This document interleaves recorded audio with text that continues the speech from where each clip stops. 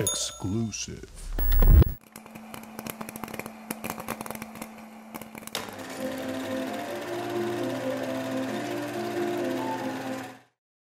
Hi, RedEye. I'm Aaron Sorkin. I wrote Steve Jobs, and the movie opens this Friday, October 16th, here in Chicago. It also opens at a lot more theaters on October 23rd. So if you can't get it on the 16th, wait until the 23rd, and I hope you like it.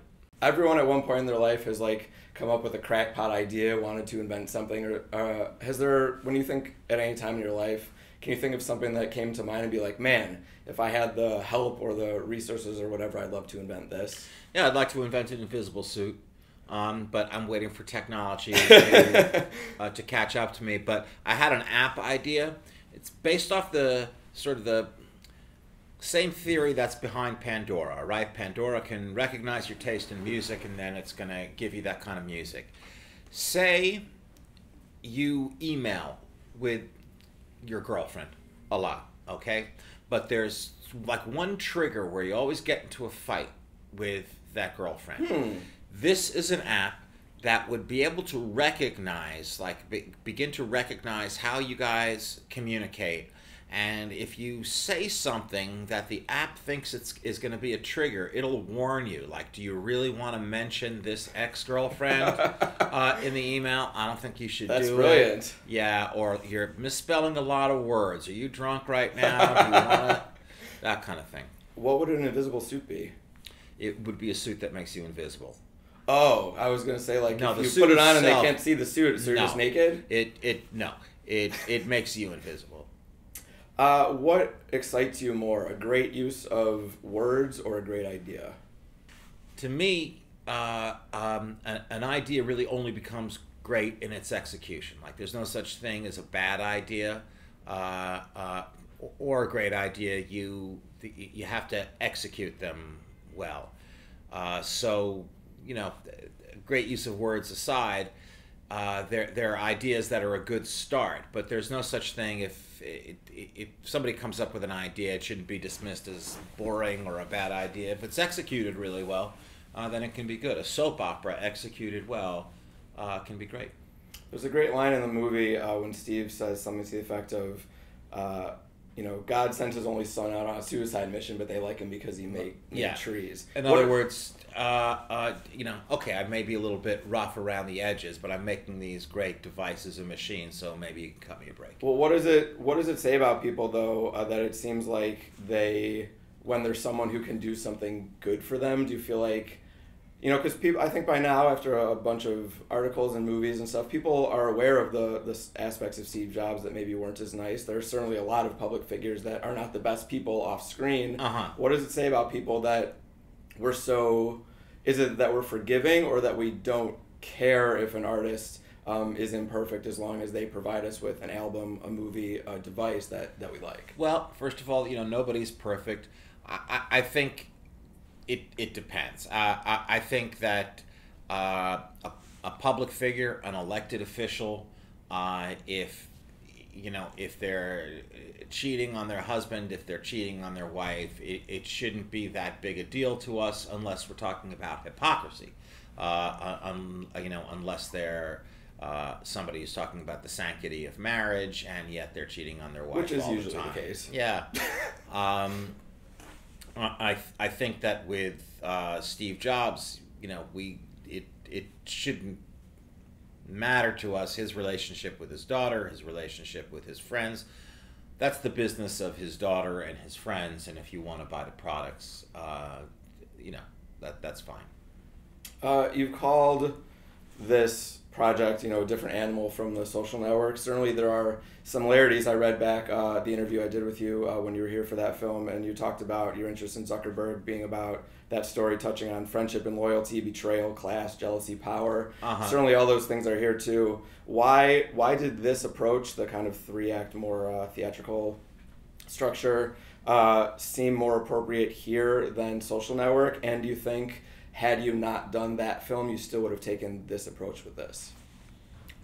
I definitely would have taken this approach with this. This didn't really have anything to do with not wanting to repeat what I had done with The Social Network. with this what I didn't want to do, and I knew what I didn't want to do before I knew what I did want to do. Right. What I didn't want to do was a biopic.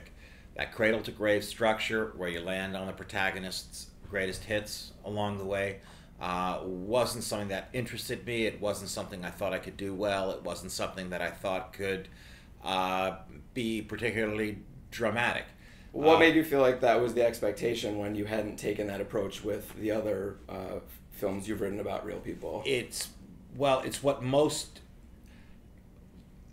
I've done nonfiction before. I've never done a biopic. I don't think that you could say that The Social Network was a biopic about Mark Zuckerberg, or that Charlie Wilson's War was a biopic about Charlie. Certainly, Moneyball wasn't a biopic about Billy Beane.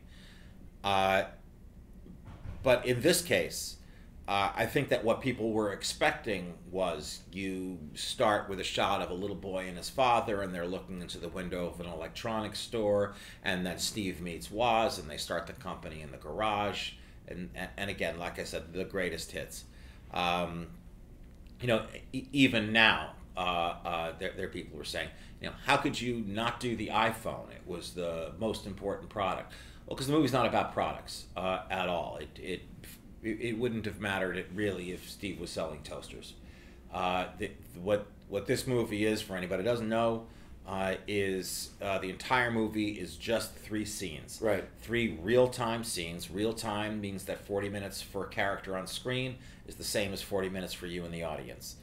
And each of these scenes take place backstage in the moments leading up to a product launch. Of course. And it explores the personal conflicts that Steve had in his life, with his eldest daughter Lisa, with Steve Wozniak, his partner, with his father figure and one-time CEO John Scully, with Joanna Hoffman, with Andy Hertzfeld, and so on.